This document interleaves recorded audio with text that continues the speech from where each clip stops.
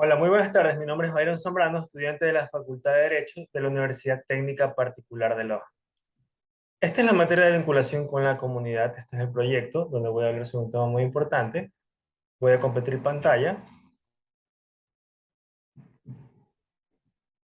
Garantía de los derechos digitales de los jóvenes en la sociedad de la información, ¿no?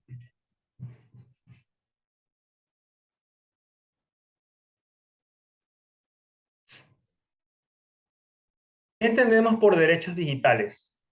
Es la garantía del acceso a las plataformas de comunicación, evitar una brecha digital y utilizar adecuadamente la red como un bien común para la sociedad.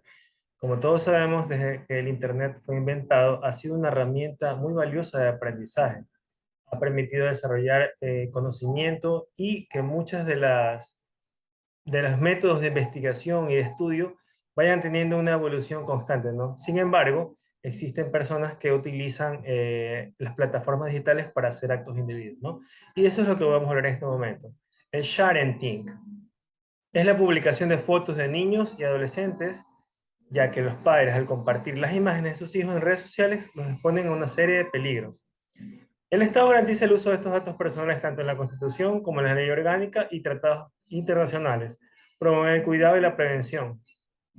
¿Qué quiere decir esto? Que en el momento que nosotros, los padres, al tomar una foto de nuestros hijos para subirla en una red social, ya sea Facebook, Instagram, cualquier persona que esté en el entorno puede acceder a esa foto, a esa imagen, descargarla y utilizarla para fines que no son buenos, ¿no? Entonces debemos tener mucho cuidado con esto, ¿no? En la Constitución de la República del Ecuador, en el artículo 46, se reconoce y garantiza a los niños y adolescentes protección frente a la influencia de programas o mensajes difundidos a través de cualquier medio que promueven la violencia o la discriminación racial o de género, así como también las políticas públicas de comunicación priorizan su educación y el respeto de sus derechos de imagen, integridad y los demás específicos a su edad. ¿Qué entendemos por esto? Que la ley dice, protección frente a la influencia de programas y mensajes difundidos a través de cualquier medio. El cuidado parental es muy importante, pero no olvidemos que el Estado garantiza la seguridad de los niños y adolescentes. ¿Cómo hacen esto? A través de organismos de control, ¿no? En el Código Orgánico Integral Penal tenemos violación a la intimidad en el artículo 178. La persona que, sin contar con el consentimiento o la autorización legal, acceda, intercepte, examine, retenga, grave, reproduzca, difunda o publique datos personales, mensajes de datos, voz, audio y video, objetos postales, información contenida en soportes informáticos, comunicaciones privadas o reservadas de otra persona por cualquier medio. Será sancionada con pena privativa de libertad de 1 a 3 años. No son aplicables estas normas para la persona que divulgue grabaciones de audio y video en las que interviene personalmente, ni cuando se trata de información pública de acuerdo con lo previsto con la ley. ¿Qué quiere decir esto? Que si una persona utiliza el video de un niño, usted sube un video de su hijo que está bañándose en la piscina un domingo y lo sube a sus redes sociales porque se ve muy lindo, y una persona extraiga ese video y lo utilice para ya sea cualquier fin de lucro o cualquier fin negativo, esta persona puede ser sancionada con pena privativa de libertad de 1 a 3 años previo al juicio, ¿no? Entonces tengamos muy en cuenta lo que subimos en Internet. Ley Orgánica de Protección de Datos Personales. En el artículo 25 tenemos categorías especiales de datos personales. Se consideran categorías especiales de datos personales a los siguientes datos sensibles, datos de niñas, niños y adolescentes, datos de salud y datos de personas con discapacidad y sus sustitutos relativos a la discapacidad. ¿Qué quiere decir esto? Que en esta segmentación vemos cómo la ley es aplicada de acuerdo a cada uno de los datos que hayan sido revelados, como fotos de niños, fotos de personas con discapacidad, ya que ellos no controlan su entorno en su totalidad y necesitan muchas veces un tutor o una persona que se encargue de ellos. Está penado por la ley y por eso tenemos esta charla, para crear conciencia sobre cómo se debe administrar la información personal, los datos personales, ¿no? En el Código de la Niñez y la Adolescencia, en el artículo 53, derecho a la privacidad y a la inviolabilidad del hogar y las formas de comunicación. Dice, sin prejuicio de la natural vigilancia de los padres y maestros, Los niños y niñas y adolescentes tienen derecho a que se respete la intimidad de su vida privada y familiar y la privacidad e inviolabilidad de su domicilio, correspondencia y comunicaciones telefónicas y electrónicas de conformidad con la ley. Se prohíbe las injerencias arbitrarias o legales en su vida privada. ¿Qué quiere decir esto? Que a menos que los padres y ninguna persona extra, sin consentimiento de sus propios padres, que estén en goce de sus derechos y privilegios como ciudadanos y tengan conciencia de lo que hacen, nadie más puede revelar información, ni imágenes, ni archivos de video, ningún tipo de información de una persona que no lo haya consentido. Tengamos mucho en cuenta eso. El consentimiento es muy importante. Sin embargo, el consentimiento de una menor de edad siempre va a ir ligado de los padres, ¿no? Ley para prevenir y erradicar la violencia contra las mujeres. Ámbitos donde desarrolla la violencia contra las mujeres. Tenemos mediático y cibernético. Todo este tema comprende a cómo la violencia entre las mujeres ya radica en tipos de violencia. Física, violencia psicológica, incluso el acoso, el cyberacoso. Esa es una de las violencias que tenemos, ¿no?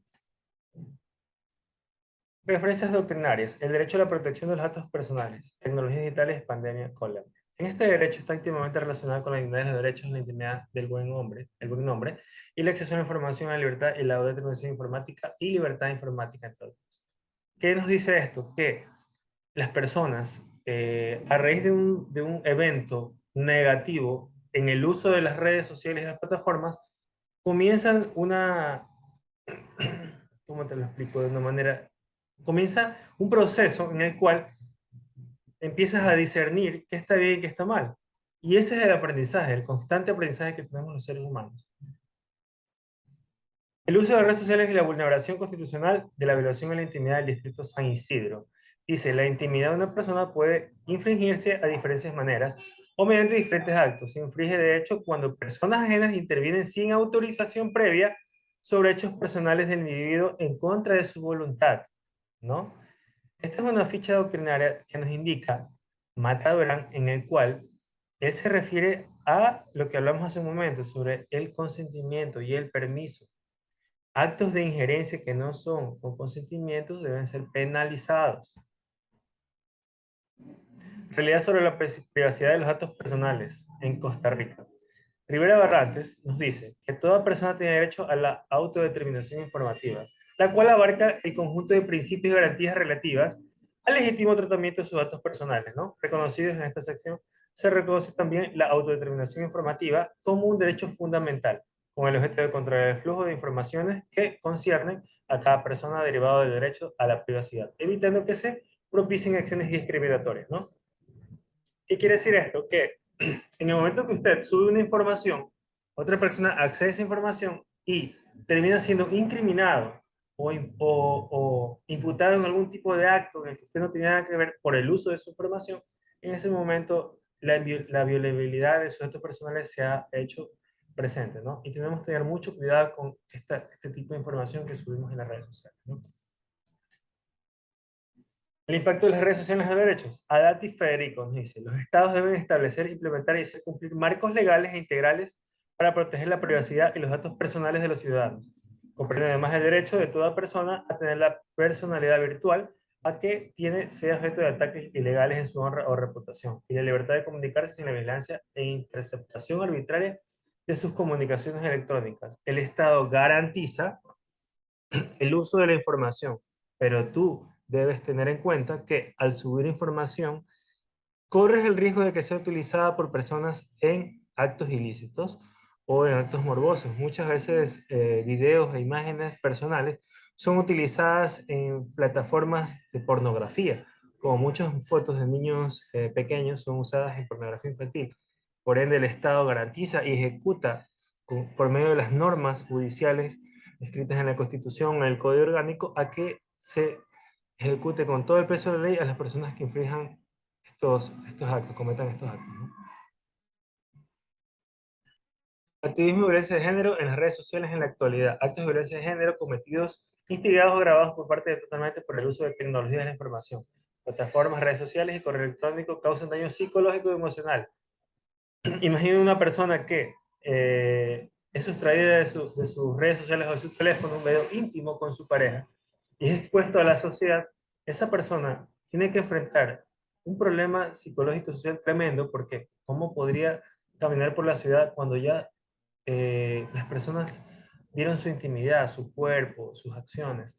Necesita ayuda psicológica porque tiene que fortalecer esa parte que se ha caído.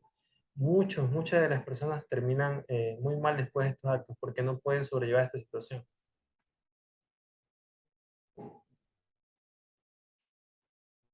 En la actualidad vivimos un estado de derecho, sin embargo muchos de estos son violentos por personas que carecen de principios básicos de respeto y moralidad. Constantemente se realizan denuncias por el mal uso de la información, que por nuestra propia mano es divulgada a través de redes sociales o plataformas de intercambio de información. Las redes sociales, las plataformas de comunicación, todos los streaming, todo lo que podamos donde subamos nuestra información personal, siempre van a estar al acecho de personas inescrupulosas que van a usar esta información en su beneficio, ¿no?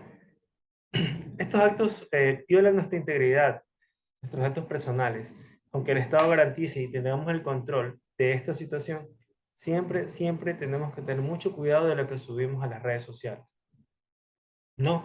La normativa contraria faculta a las autoridades judiciales a ejecutar la norma en todo acto que perjudique de alguna manera el uso de los datos personales por medio de la divulgación. Estas denuncias no se llevan a cabo en algunos casos por falta de pruebas fehacientes del acto ilícito. ¿Qué quiere decir esto? Que una persona puede decir, tal persona es la única que tuvo acceso a ese video, a esa imagen, pero si tiene una prueba de la extracción, esa persona no puede ser enjuiciada, ¿ya? Asimismo, hay muchos casos que no son denunciados por la falta de pruebas y eso crea impunidad y eso permite que se sigan cometiendo más y más estos actos. Por lo tanto, debemos tener mucho cuidado de qué personas dejamos que estén en nuestro entorno social, nuestro entorno digital y tener un poco más de mesura en la transmisión de estos datos personales en las redes sociales, ¿no? Entonces, tengamos mucha conciencia de eso, ¿no? Les agradezco su atención por todo. Muchas gracias y buenas tardes.